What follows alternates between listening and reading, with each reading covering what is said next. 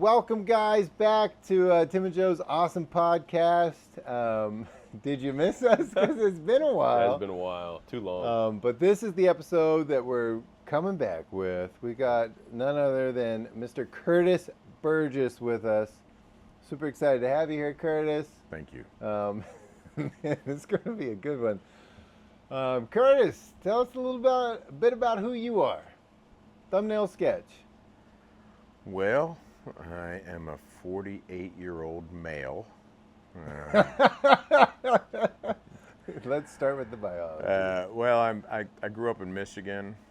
That's where my biological family is. And then when I was a teenager, I kind of moved around a little bit. Graduated high school out in Philly on the East Coast. Okay. City of Brotherly Love. The city of brotherly love. I was adopted at birth. Found out who my biological father was when I was about 15. Thought that it might be cool to go out there and live with them. Went out there, met that side of the family, and that was halfway through high school. Graduated high school out there, and then met a girl, moved to Las Vegas, got married, and... Man, was Elvis at the wedding? He wasn't, but it was a drive-through wedding. Yes. Yeah, so it was... Before it was cool. Man, yeah, but before it was cool, everybody should have an experience at least one time. Can you get your vows renewed in a drive-through? I think that's what I want to do. I would imagine that they would do anything. You mean they'll take your money no matter what? Yeah, and, it's like going to a fast food restaurant, man. They have, just a menu of, packages from least to most. Oh my gosh. We partook in the least because we were in the ring of fire.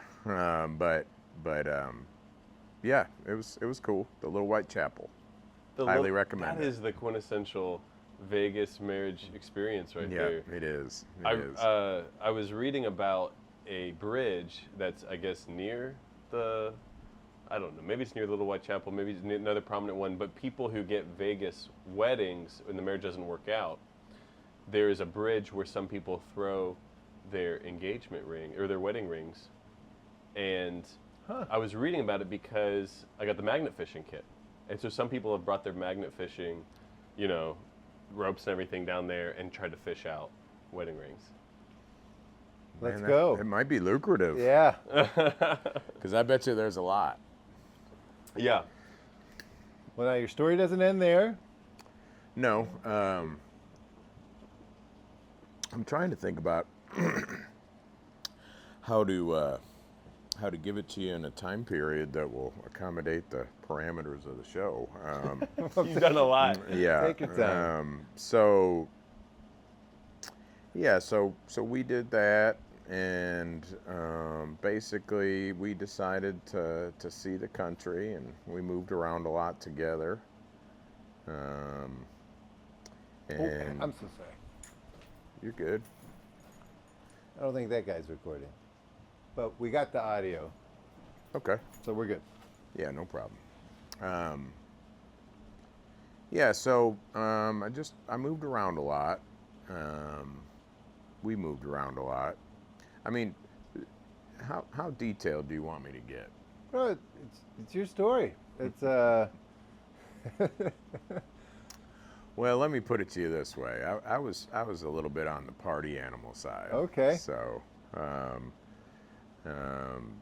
to be able to live the life that I wanted to live, sometimes basically I went on a white collar crime spree. okay. Whoa, Yeah, all right. Yeah. And what did that look like? It looked like, and I think the statute of limitations is up. So, and basically, so what it looked like was, my wife at the time that I had married in Vegas, she was pregnant. I didn't know that when we got together, but after we were together, and by the time she found out or told me that we found out together, she was almost 6 months pregnant. Whoa. And come to find out, she got raped. In one of the she was from Vegas. I met her in Philly at a restaurant. We got together, moved back out to Vegas. That's why we went out there. And anyway, it was a big deal. It was a boxer at the Stardust Hotel Whoa. in Vegas, and so basically she wanted to terminate the pregnancy, but she was too far along.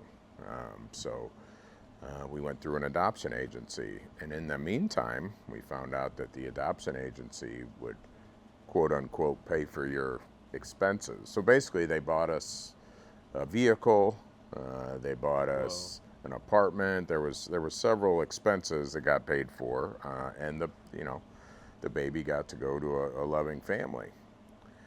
Well, we came out on the good end of the stick on that, so we figured, well, maybe we should do that again. And this was back in the early 2000s, late 90s, early 2000s. So basically, where you could fax stuff and alter stuff, just copy it, So basically, we just forged the paperwork to say that she was pregnant and moved around. I got on the internet and found out what the most lenient the states with the most lenient laws for adoptions, because every state has their own laws, and for what they could pay for expenses. And we moved to those states, fleecing money from adoption attorneys. Wow. And family. Yeah, it was.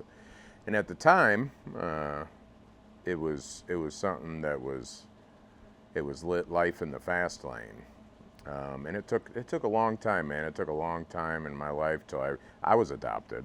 So it goes in and into that. So it was a long time till I realized like what I'd actually done to people that had thought that they were going to be able to adopt a child. But anyway, it was, so that kept us moving around the nation a lot. And really the bottom line is like, the reason we didn't get in trouble is because it's on that fine line of, if as long as you're not working with more than one person at a time, no judge is going to say you have to give your baby up for adoption. And she did end up getting pregnant again,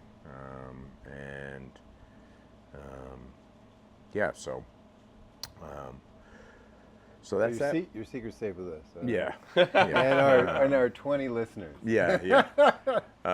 So anyway, yeah, man. And in that mix, I was the type of person where, I worked wherever I went. I wasn't a guy that, I didn't panhandle, I didn't do any of that. And the way that I would get jobs, and I started, I would either work in fine dining restaurant work or construction. And I had a good background of the fine dining restaurant work, so it was Front easy. of house, back of house. Well, I started in the back of the house, but then one night, a busy night, they needed somebody in the front of the house, and that night I made more than my whole week in back of the house. So Yeah. I never did back of the house anymore. So it was, at that time, it was all front of the house, fine dining serving. But then also, often I'd work like two jobs. I'd do construction during the day and go and serve at night. And since we moved around so many places, it kind of got the opportunity, in construction to pretty much just jump on, get in where you fit in type of thing. Yeah. And I wasn't always honest about what I knew. But I worked hard enough, and I knew a little bit of enough that people would keep me on. Sure. I'd show up until we moved a couple months later. But so there was, it gave me the opportunity to learn multiple trades. I love that. So that's kind of like the basis of where I started in the construction business. And so, yeah. Well, now you got a beautiful family. You run your own construction company, right? I do. Beautiful family. 3 kiddos. I do. Yep, and it's a night and day difference, So, people always ask me, they're like, "Man, where did you learn to do all this?" And it was in a dark time of my life, where it was like I was doing the best I could with what I had. And basically it was just through a lot of hard work and a tiny bit of dishonesty, but mainly a lot of hard work, and just being exposed to it. So really it was a blessing, at those times when it was the hardest, and I thought that I was just you know, screwing my life off, was the time where I was learning the most and setting the stage for, you know, what would be the best time of my life so far, as far as work. So Anybody who's ever met you knows that you are a workhorse. And I've been joking about that this is probably your 14th meeting of the day, you meeting us here. I mean, I'm sure that it is, you've had every single day, that you have every single minute is accounted for. I know that. And even when I have your ear, usually you're putting out 3 other fires on the phone while I have it. So that doesn't surprise me at all. But you mentioned the even like the fine dining. I went up to the front and I took the opportunity or whatever. You mentioned things in passing that if you're not paying attention, like you will miss it, because it's literally like it's just so amazing. Some of the things I've heard you say, and one of them was about how you learned electric, because you came over to my house because you helped me, because you help everybody, especially if they have any issue going on with the house. Like if I want to hang out with Curtis, what's easier? Schedule something 4 weeks in advance and hope that nothing comes up and he's not busy enough, or just tell him like, hey man, I got a leaky roof. I need some help. He'll be there within the hour, right? Like you always say yes. But the story you told me one time when we were working on my house was about how you learned how to do electric, and it involved a time when you were working as a carney. Is that right? I did work on the carnival. It's easy to get a job on the carnival. And it's not the circus. Let's be clear. Let's be clear. Yeah. Wait, hold on. Is the word carney offensive, by the way? I don't think so. Okay, gotcha. Okay. Nothing you could say about that I'd be offended by. Okay. I wouldn't want if one of our listeners. There's so many misconceptions, and I joked about the drive-through wedding, but I'm serious as shit about, you know, you go. Everybody should work on a carnival one season. Dude, don't tempt me. Because, dude, it is hard work. Yeah. And it is just one big party. Yeah. It is. And it's like the different personalities that you see. And so what it ended up happening, so I ended up in Kentucky. I was in Michigan, Hurricane Katrina hit. And I got with some buddies and decided to go down there to go work. And another friend of mine, and we had a work trailer full of tools. Well, they were his tools. And we stopped in Kentucky to work. And oftentimes when I'd be traveling around, like when I got the most experience, it was at a day labor place. It was Labor Works on Preston Highway. You go in there and like you just hope to be put on a ticket. Well, if you got some skill, especially if you have transportation or some tools, they have skilled tickets. They don't have many of them, and they're picky about who they send on it because it's their highest dollar tickets, and they double the price of any kind of labor services they have. So they want to keep those higher profile clients. So, but anyway, I was most of the time I was able to get on the skill. But anyway, while I was waiting in line there, I met a girl, and that is where we should meet all of our life partners. is in line at the staffing agency? Yeah, yes. I love it. In line in the morning after a night of no sleep in the staffing agency. And she's the mother of my 2 kids. And anyway, I fell in love quickly, and my friends left me, and I stayed, and that's how I got into Kentucky. And what were we talking about? Well, when you were working on a carnival, what I remember is there was an issue with the lights on the Ferris wheel. Yeah. So anyway, so her cousin owned a carnival in Kansas, so anyway, we went out there, and I quickly took to the Ferris wheel was the biggest ride out there. It was about 100 feet tall. Just a big light show. It's for a big light show to attract everybody to the rides, to the carnival. And part of it, the biggest maintenance part of that is to keep all the lights working. Yeah. And I was working on the lights. There was 2 main breakers for it. One of them had the hydraulics for like the brake. I had the wheel on and I was spinning it and kind of just messing with seeing what lights were working and weren't, and it was a low boy trailer, so I scooted under the trailer. It was in the morning, so the grass was real dewy, so it was wet. Nobody's on the ride at this point. Nobody. No, I'm right. servicing it. Nobody's around at all. Just to put our listeners at ease. Yeah. No, nobody. It's in the morning, you know. Nice fine Kansas or Missouri morning, and I was under there, and I saw that there was some raw wires there, and I grabbed those wires, and it just snatched me up. I don't know how long it snatched me up for, but I almost bit my tongue off. Oh my gosh. Yeah, and it burned my butt, like where it come out. Like I was just one big ground rod, and it was wet. Oh my So gosh. it could have easily killed me. Oh, yeah. man. So basically, like when I was moving the ride, it had hydraulic brakes. So even though I had the light circuit off, it didn't even occur to me that wasn't the right wire, and it was actually the wire that was going up to the brakes. Wow. Yeah, I got lucky. So anyway, I decided to learn a lot more about electricity after that. Some would go the opposite way on that one. Yeah. That'll make you crack a book for sure. Yeah. I was like, I'm going to learn this stuff so it doesn't kill me, pretty much. Well, now you're the guy people call when they don't want to kill themselves on electricity. It's true. So. It's true. Wow. That's crazy. Yeah. That's, yeah, have you learned any other skills through such a serendipitous sort of like... I'll tell you what. All right, I knew you had another one. I knew if I asked that, you were going to have a really good more. one. So it's really important. This would be something that would be good for you and Katie.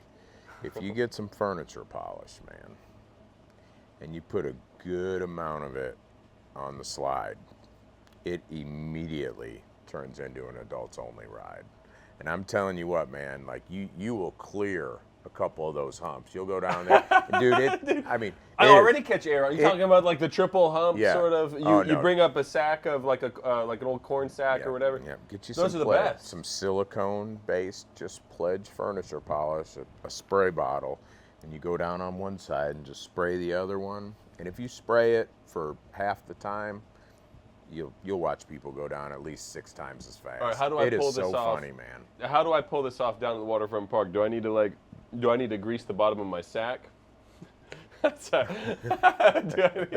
isn't that podcast show. Yeah, no, sorry. I'm talking about you sit on like you pull it up. It's a potato sack. Yeah, exactly. A burlap bag. It's a burlap bag. Thank you. Do I spray that, or do I need to go down twice? The first time, trailing, behind me, I got the polish, and the second time I go down full throttle, or you? Oh is there a better way to yeah. do it? So you go down. It'd be good to at least make sure one of your friends or that a child isn't doing it, because you hit the bottom going about 30 or 40 miles an hour. Oh, so I'm mess up the 7-year-old behind me if I'm doing. Oh this yeah, during make business sure. hours. Well, I mean, the heavier you are, the faster it's going to be. Okay. So if there's like a 20-pound kid or whatever, it might be kind of funny. They might just do a couple rolls and flips Best at case the bottom. scenario. Yeah. But if it's somebody, if it's All a right. big kid, if it's somebody like Mason size or something, dude. Oh my. Dude, they will go 3 times farther than the length of the slide. All right. I mean, they won't even hit the Why 2 of the humps. Why are you climbing the stairs with a motorcycle helmet? All right, Dude. I'm doing it. Dude, I'm telling Count you, it is funny every time and all times. There's so many. If I would have known to think, but that's a trick. It's a good one.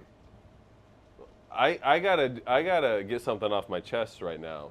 Oh, Because this is a confessional episode. it is. I guess, yeah.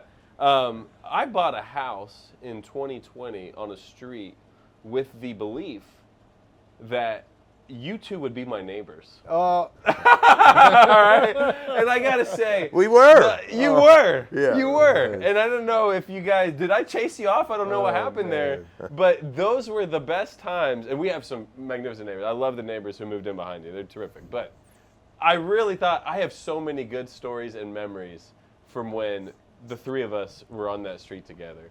And I one that came to mind that I hadn't thought about in years, I thought about it today, was when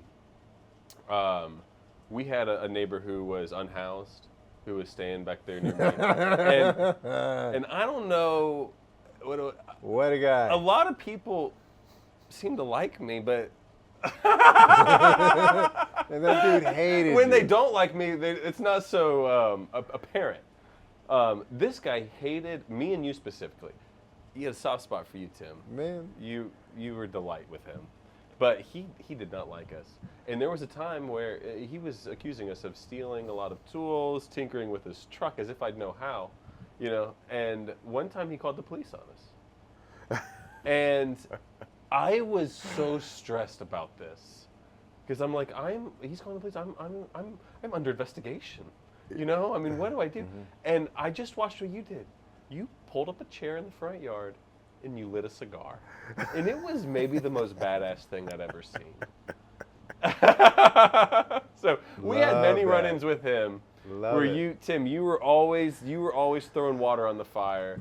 And Trying to help our him mere out. presence was just, you know, He'd say pouring things kerosene like, on it. "Oh yeah, Jared's sister Amy. She's the one that wrecked my truck. She got in there.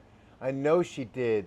And she's the one that, I don't know, whatever went wrong. The transmission fell out of it." I was like, "David, she has 2 kids. She doesn't have time to get under your truck." He's like, That's the patience I didn't have right there. The reason I'm like, what, are you crazy? That never happened, dude. "I can't prove you wrong. But who has the time?" And he was like, "I hadn't thought about that. I hadn't thought about that." I know y'all two nearly got in a shootout. Who? Y'all two on Oh. Alfred one time, right? It wasn't a shootout, but we did almost get in a fight with some punk 18-year-olds. You remember that? So Perry, remember Perry? Oh yeah. Them old Perry. Yeah, and I saw we Perry. gotta get him on the pod. Man, let's get him on the pod. I saw Perry getting punched by 2 or 3 18, 19-year-old kids because Perry was dumb.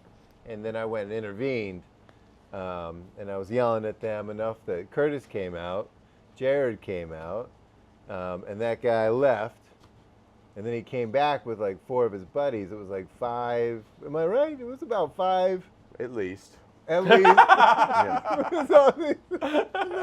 Oh man, I felt like that movie with like Clint Eastwood and Morgan Freeman and just the old dudes. I felt like we were all just like, "I think I've got one more in me," you know.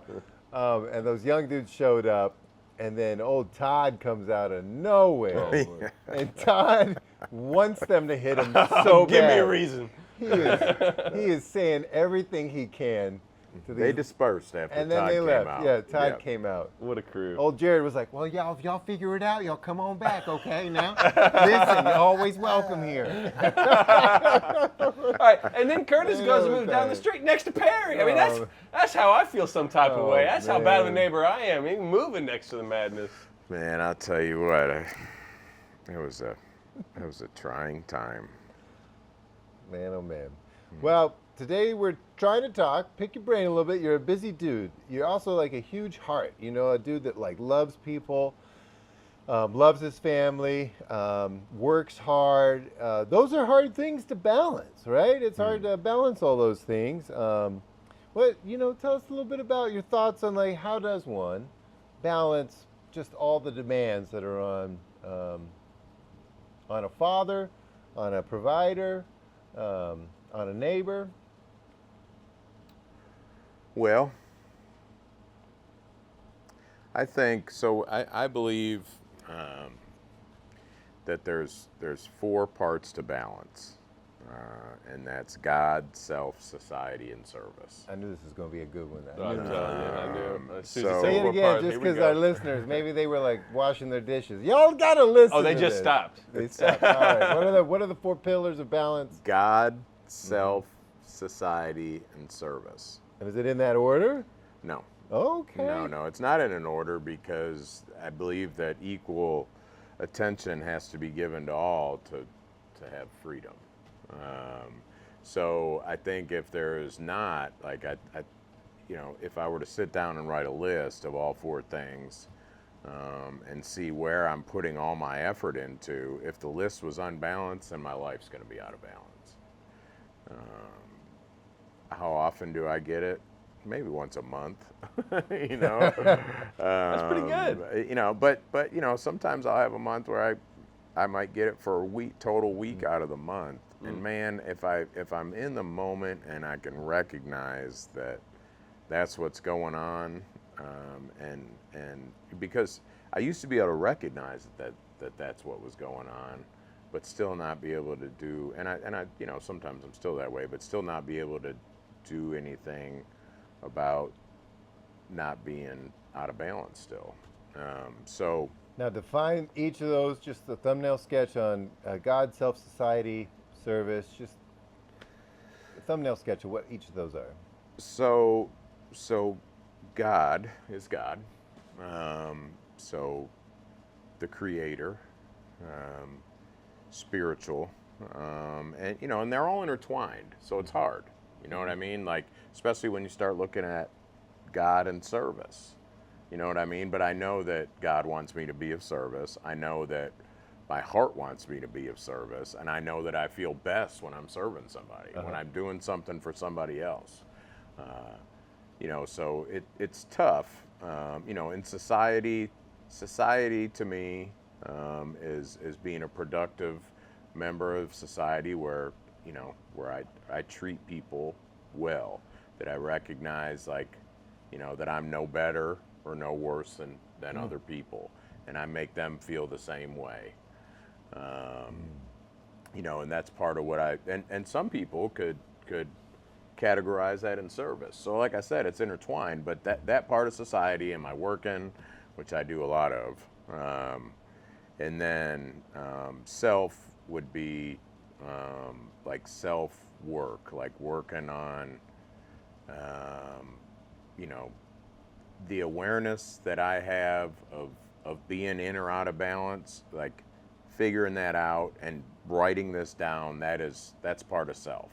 If I wrote the list down, if I talked to some other people about it, because most of the feedback, the way that I hear God is through other people. You know, a lot of other people can do it in different ways. People do it in dreams. People do it through the Word. People do it in all kinds of different ways. But my most prominent way that I hear God is through other people. So, so there's that. So you know, so self, and then service is kind of what ties it all in for me. You know, if I'm able to, so basically, if I'm able to write that list with those 4 categories and be able to have it somewhat balanced, I bet you at that point I'm feeling some kind of freedom. I'm feeling good. I'm not going to feel like there's something I'm not doing. Because I can be like that. Even if I do 15, 20 things during the day and sit down, I can still get that anxious feeling like, man, I'm missing something. You know, what didn't I do? It's just I think it's just the nature of human personality. But And then I'm guessing in service, that's like being also a servant to the family. Is that where family fits in? I think so. You know, service, I think that's where we're the biggest. I know that you both are, your service is huge in your family, and so is mine. We all three have that in common. But that definitely goes with the community too. Like I'm in Portland for a reason, like, you know, and I stay in Portland for a reason. And it's not because of the landscape. You know what I mean? Yeah. Like it's because, like, I believe that I'm here for a purpose to help people feel good, to serve in one way. But that all starts with service with my family. You know, if the home's good, then I can go outside the home and take care of business. But yeah, man, it's, you know, you guys know I have a son that's special needs. You know, it's hard, man. Like, I have to make a conscious effort. It's real easy because my wife's such a badass. Come on, and she shout out to will, Missy. yeah, dude, she will just completely take over and just from a place of love handle everything, and you know, I can real easy be comfortable with that, because it saddens me. It saddens me, his condition. That the statistics are that average life expectancy is like 23 years old. So it takes effort to be able to, I want to be guarded from that, from the sadness and from the heaviness. So it takes a tremendous amount of service and doing the right thing for the right reason, out of a place of love, to put myself in that position, even when I don't want to, which is pretty much most of the time, because I don't, just like most people, I don't want to face sadness. So that's a big part of service. And then I think I think that covers a lot of it. Man, how did you come up with that? Is that in a book? Is that like you had a moment on a mountaintop? You were hanging out with a guru in Tibet? I'm in recovery, so okay. I'll just put it this way. So you didn't invent that? No. I thought you invented it. I was like, yo, Curtis needs to write a book. All right. It hits different when Curtis says it, though, because it did make a lot of sense. I didn't, but I'll tell you, I do follow it. No, it's recovery based. Okay. But there are so many things that are recovery based,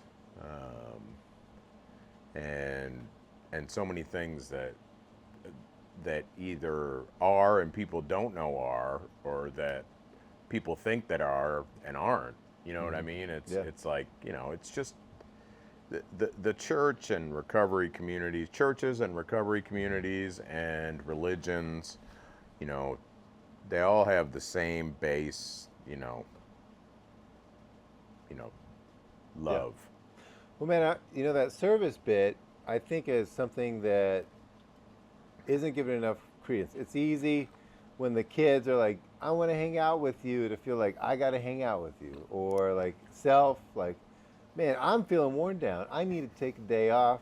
Or God just recognizing like there is a God and I'm not him, But the service is like, oh, I feel like that's the first one that I'm tempted to cut, because it's like, oh, well, I'll take care of others later.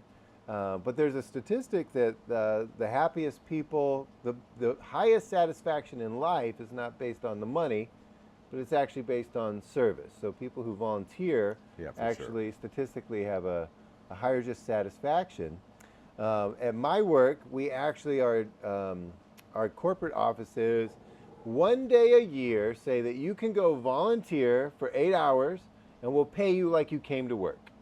Because they know that if you go out and see how somebody else is doing something, or just engage in your community, you'll be a better worker bee when you come back. You'll feel more fulfilled. And I used it to make the Portland Arts Center. I took a day off and cleared out the brush and put up those light posts, and we did the talent show there right next to Joe's house. That was paid for by WLKY, really. Other than the 4x4s, I bought those myself, and the concrete and the lights and stuff like that. But I asked around at the office, and I'm like, nobody else is using it, right? What? I'm like, stop. I'm like, John, my buddy John. I'm like, and John's a listener. John, you need to go volunteer. I was like, man, have you ever done the volunteer? Well, John is giving by being one of our 20 listeners. Shout out to John. Is this charity right now? And John has a huge heart for his community, his family. He is a beautiful human being. He just never took Papa Hearst's money to go volunteer. But I asked around the office, and there's only, out of an office full of like 60 or 70 people, there's probably 3 people a year who use the 8 hours of. You don't even have to volunteer for all 8 hours, if I'm going to be really honest. You volunteer for most of those, and then they even they're like, you just do most, and then you just let us know it's all 8, But I found that just even needle dropping in, so I wanted to use the time, and I knew that I'd be a happier person, but I had 0 projects. I wasn't part of Portland Now. I wasn't part of anything. So I just asked Jared, you've got a nonprofit. What could I do for a day? They were working on the pub. I was like, maybe I just do something for the pub for a day, And Jared, there was such a sensitivity to possibility, to the spirit, because I was like, man, let me put a handrail in on the stairs that go to the basement. Because, kids back then would be walking down and they'd almost fall off the stairs like all the time. Like I had it in my mind, this is how I'm going to spend my volunteer hours. I'm going to put a handrail in so kids can walk down these stairs. And he's like, well, I don't think that's it, Tim. Jared's not in a hurry to fix any potential hazard. He was just being sensitive, and he was just like, you've got a day to volunteer? Make the world a better place? There's something better out there. So then I got to thinking, and then I was like, oh, now it's on me. Now I got to dream a little bigger. So then I dreamt up it was actually where our unhoused friend had been, and it was such a dark place. Yeah. That dude had allowed it and brought a bit of darkness to that empty lot. And so I just thought, oh, well, I will pick the darkest place I know on this street, and I will work to pull out the trash, cut down the tree limbs, and make it something else. And then I was like, Jared, what if I did that for 29B, And he's like, I think that's it, Tim. I think that's it. Oh, man. That's pretty good. I got a question about service, because you are somebody who says yes to helping a lot of people. Observation only. Mm-hmm. Like, how do you balance that? Where does that come from? Is it strictly that? Like, okay, I've got to get my service in. It's where I feel balanced. The fulcrum's not, the thing's not equal right now. No, I think dude, I work so much.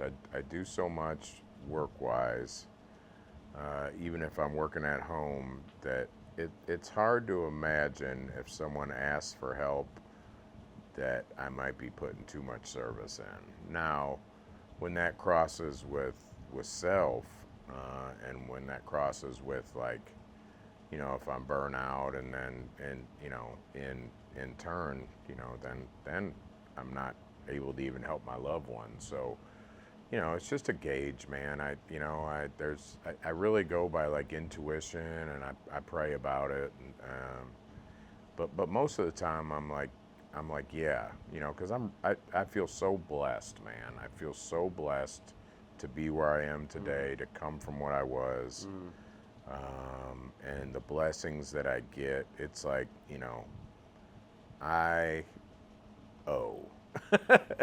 You know what I mean? Like, I have a debt to repay, and that's not how I walk around looking at it, but if I could put it in simple terms, it's like, like it's the least I can do to show how grateful I am for what I have, and that's it, and dude, it comes, I'll do like 2 or 3 things, or like I bite off more than I can chew, and I get a good quick little ass whooping. It's like, yeah, I shouldn't have committed to all those things, you know what I mean? And then I'm hurting. And so, like, just like any other of life's lessons, like, I know that I need to back off a little bit. Like, I'm hurting. Like, I feel it. There's like a spiritual, thermometer. There's a spiritual gauge there where it's like, and it definitely wasn't always like that. You've gotten better at tuning in. I have, because I would go all the way till burnout. Yeah. And I can still do that, but it doesn't happen as fast, and it doesn't happen as frequently. Mm-hmm. And I've been able to see, sometimes people are taking advantage. Not that often, but sometimes they are, and I stay connected. So the more people I stay connected with, or that I make an effort to stay connected with, because that's a huge part of why I'm where I'm at today, and of what I am and what I've been gifted and blessed with, is my community and my family of choice. So, I need those people to be like, man, dude, that's probably not the right thing, I mean, you know, she just stole, you know, $1,000 from so and so, and you're giving her money, or you know, that's not a real time thing. I'm just thinking, for instance. So yeah, man, it's the people. I either have a spiritual, you know, either it hurts, or I have people that are going to be like, this is going to hurt. This is not, you know. People you trust. Yeah. Yeah. It's perspective. Yeah. How do you recharge? Oh, I sleep, brother. You know, if you call me between the hours of 4 and 6 p.m., I'm sleeping. But I stay up late, you know. And on the weekends, like if I don't have an engagement, which I've gotten better with that, that's another way that I've learned. I've like tried to take I'm not always successful, and obviously stuff happens on the weekends, but I at least try to get one day where I can sleep until like noon or 1. But I just put in a new little single person jet tub. So we have a meditate. Yeah, you got to come look. Man. Oh my. It's a meditation room. You have built is beautiful. It is phenomenal. I mean, honestly, everything you've built, the business, your family, your house, it is beautiful. Thanks, man. I appreciate that, Joe. It's so there's like a little meditation room, and lately, yeah, because it's hard to meditate, man. You know what I mean? It sounds good, and it's a great concept. Are you telling me the quietest room in Portland is in your house? I think I need to book that for a night. Dude, do it, man. I sound insulated it. You can shut yourself in. Can you hear the train yard? Surely you can still hear the train yard. I don't think so. I've not heard it. But you know, the tub has jets, so they are louder than the train. Yeah. But I did sound insulate it. Yeah. So, you know what I mean? It's possible that you don't hear the train. That's but crazy, I'm a lot man. closer, so. That's true. Now that you said that, maybe I'll hear it. I know I can hear it. I've screwed it up. I know I can hear it in my room. Yeah, sure. But I don't think I can hear it in the meditation/tub room. Yeah. I wasn't even supposed to be there. What was it? The meditation tub room. That was supposed to be storage. Yeah? Yeah, No, Melissa was like, yeah, we got to do something with you this. made I'm much, like, yeah, much it's gonna better be use storage. of it. Yeah. No. Come on. Yeah, I agree. She was right on that one. Well, I hear you talking about gratitude. I also hear you talking about dreaming big. What would you say? I think it's pretty common, I know at least personally common, to feel like all the hard work, maybe you're behind schedule for your life, but also how do you manage that mental battle of like, man, I thought I'd be farther by now, or is what I'm doing really mattering? You know, just that kind of like, we're about the same age. So there is that moment, right? Where you're like. There is, but I have an added factor in there, Tim. Okay, all right. So I said I was in recovery, and neither one of you guys knew me before I'd been clean, right? But there's a couple people in the neighborhood that did, like John did, Jared did. There's a couple other people, but man, I did the most, and there's times when I was living under a bridge, shooting dope in my neck. Yeah. That's hard to imagine. It really is. Like I've heard you. hard to you imagine. hear these stories. Yeah. From you usually, but I cannot believe them. Man, it's just like I've been on my knuckles for so long. So basically, it was like, so I had 30 years of, and I wasn't always like that, but that's what it took me to. And for many, many, many, many years, I functioned normally. But the bottom line is, so like when I think about, the first question you asked was along the lines of, basically, how did you word it? Basically was if I'm doing enough or Feeling behind schedule. Schedule, yes, Yeah. thank you. So it's really hard to get out of the, because I was broke for 30 years.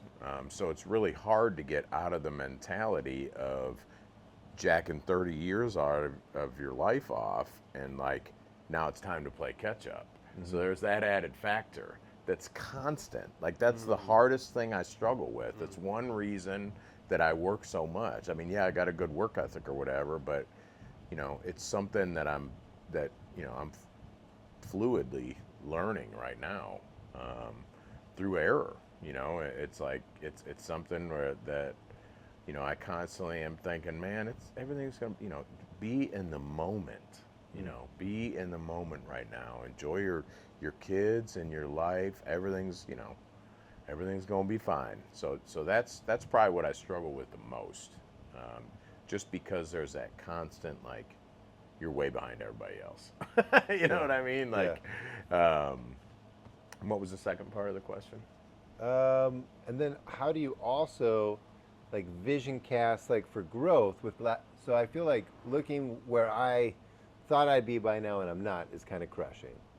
It's beautiful. I love my life. It's wonderful. But I thought things would be a little different. But then the other thing is like seeing the future of what could be, and that doesn't have the guilt of what you're behind on. It's just like, man, if I work a bit harder, I know what could be. But that's crushing as well. How do you handle that way? I'm giving you all the hard questions, Curtis. What'd you say, if I work hard or what? If I put in extra hours now, this could be my future, but it's not connected to anything in the I'm past. real careful about that. I have an incessant itch that makes me want to make up for time. However, I'm real careful to try to predict the future or see stuff because, you know, it's like I have, at this point, at least today, right now while I'm talking to you, I have faith and trust that it's all going to be fine, because what's happened to me in the past 8 years is so phenomenal. I've been blessed in so many ways that it's like I don't have I mean, I think, you know, I'd like to retire with $2 million. That's what they say is statistically you're supposed to have. Will I do it? I doubt it. You know what I mean? There's like a couple, like, you know, there's a couple things like, do I want to grow my business more? No.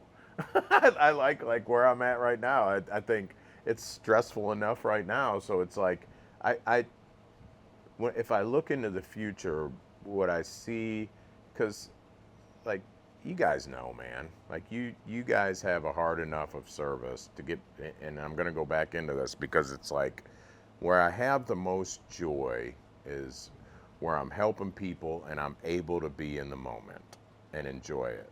It's cool. Like I can, you know, like I could want to fly a plane and I could want to do a couple things and I can focus on that. Like I'm going to go to Europe in a couple months. You know what I mean? I'm going to focus on that. I can't believe it. I've never been out of the United States. But as far as like, I guess I just don't have big future aspirations besides I mostly aspire right now to be able to be in the moment because that's what's fleeting the most. And I don't, you know, sorry. No. That's great. No, it's a great answer. Yeah. Man. It's good. It's terrific. What do they say? If you got a foot in the past and a foot in the future, you're pissing all over the day. Yeah, that's right. That's true. Yeah, there's a lot of good quotes about that. Yeah, man. Well, that's good. I need to hear that. That's good. That's good. No regrets, baby. No, Yeah, there's all kinds of little. No raggarts. Man, that's good. Well, now what about, so community also, right? So, which I appreciate you being part of this with the podcast. So Joe and I started this podcast just to kind of, build our own personal community, our friendship with each other. Isn't that about right? It wasn't for the clicks. It wasn't for the likes. Well, I mean, the fame doesn't hurt. It was the fame. Yeah. But I'll say that it is hard when times at a premium, right? To stay engaged. I feel like personally it's a finesse game now. It's kind of like I can't just have an all-nighter with some friends or take off a weekend and then sleep the next week. You know, hang out, go on a trip. Joe's invited me on so many road trips, adventures. Not recently. Well, and then I've always had to say no. No more road it's like, trips. Tim. oh, well, Next one's by air. personally, I think like, oh, well, I want to spend time with Joe, but I can't take a motorcycle trip to California. But I can provide microphones and we can talk for an hour, you know? So how do you, and maybe it's a finesse thing like me, or maybe it's like, one time in my life I drew like the circles of friendship to be like, hey, these are the inner circles. Life was getting very hectic. And I was like, all right, the inner circle are the friends I absolutely don't want to lose.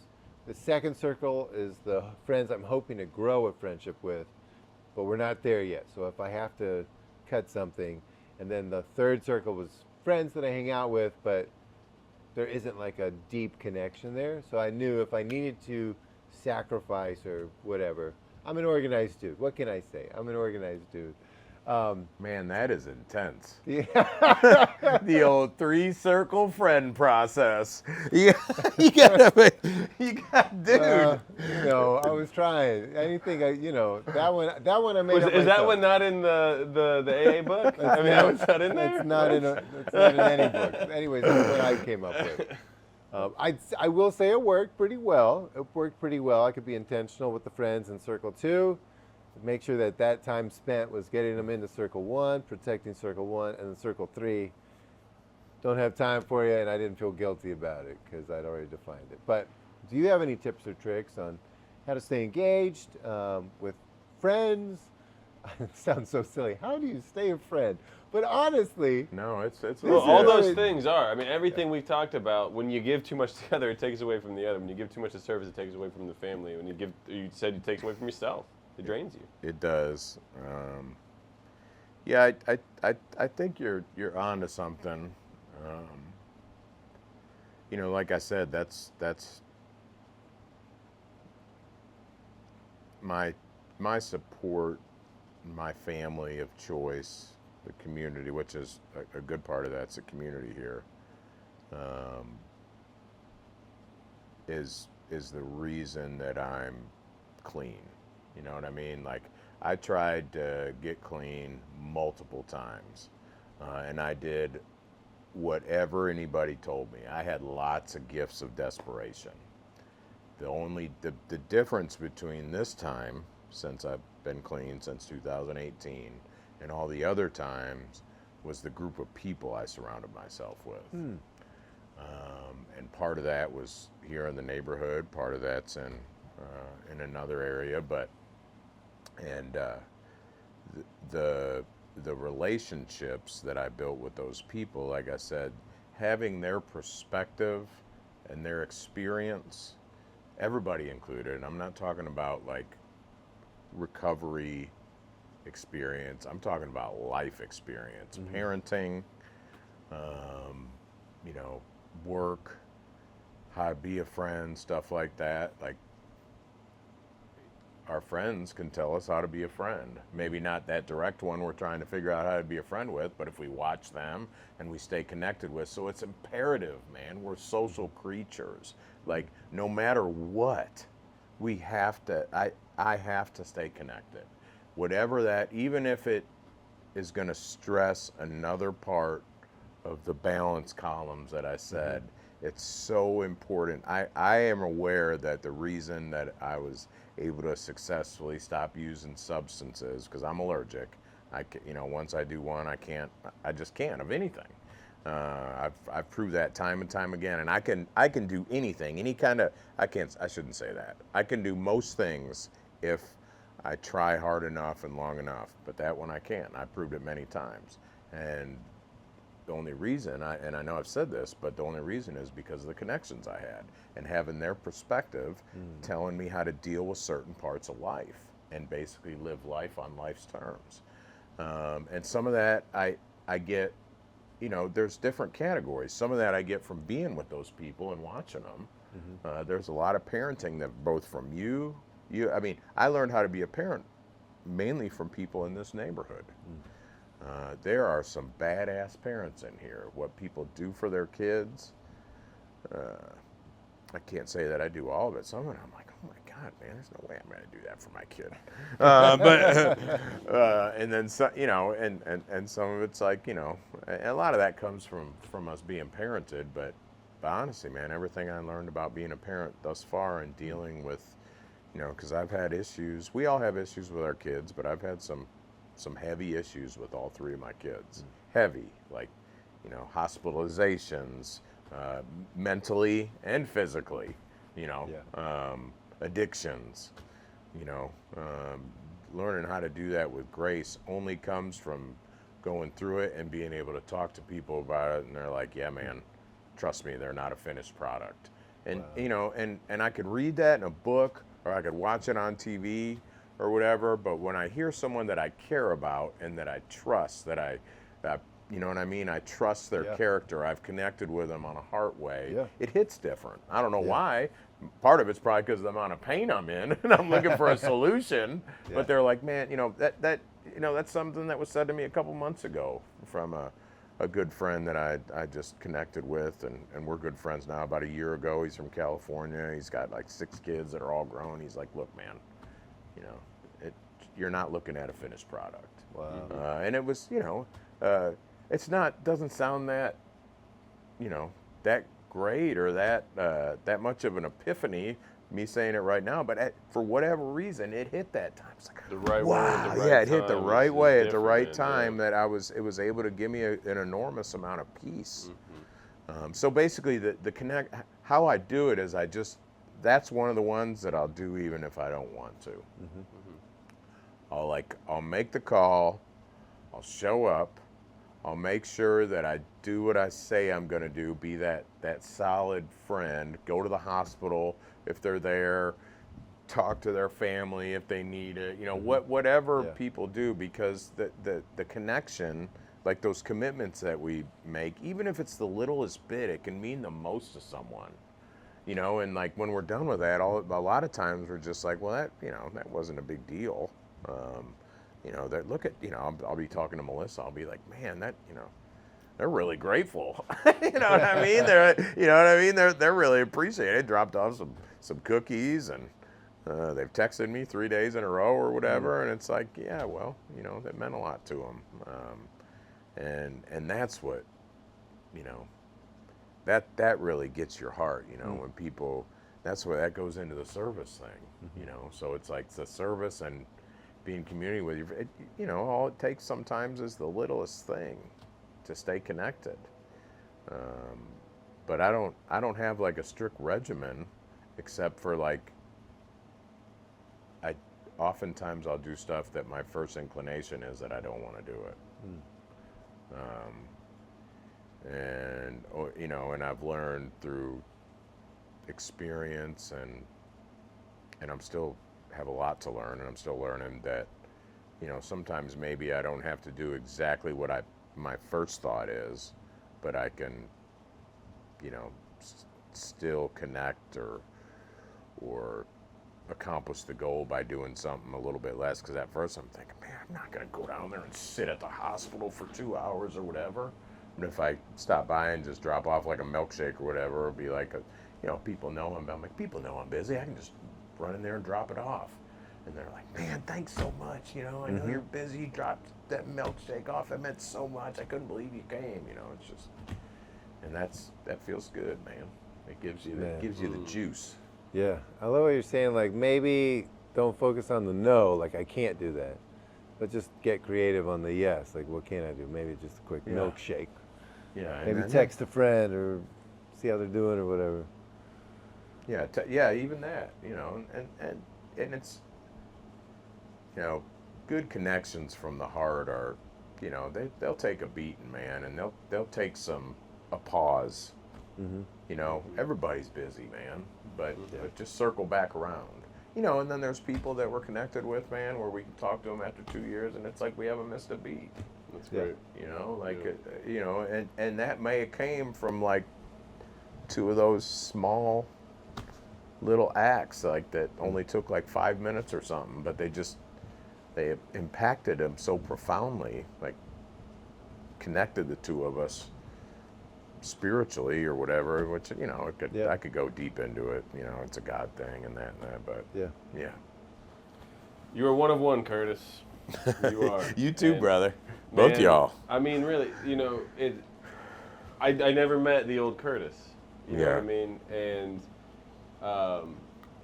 like you are so admirable, not just because of like your transformation from old Curtis to new Curtis. Like because I literally never met old Curtis. You know what I mean? I hear the stories from you and stuff, but like literally who you are right now is a very admirable person, regardless of anything in the past. And so, Thanks, like, Joe. dude, just thanks for being who you are, being on the street, and like you just make the street better. Ditto. Yeah. Ditto, man. Yeah, you a gift. You rock. Yeah, you are too, man. Man. Yeah. Well, any pro tips? Last closing thoughts here. Anything you just like, hey man, I really wanted to make sure. We've had some good little conversations here.